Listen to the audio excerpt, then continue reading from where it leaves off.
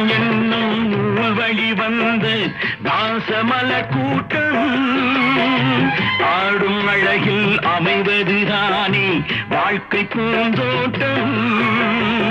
பாசம் என்னும் நூல் வழி வந்து பாசமலர் கூட்டம் ஆடும் அழகில் அமைவதுதானே வாழ்க்கை பூந்தோட்டம்.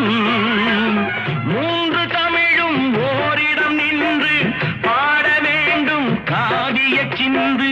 மூன்று தமிழும் ஓரிடம் நின்று பாட வேண்டும் காவிய சிந்து.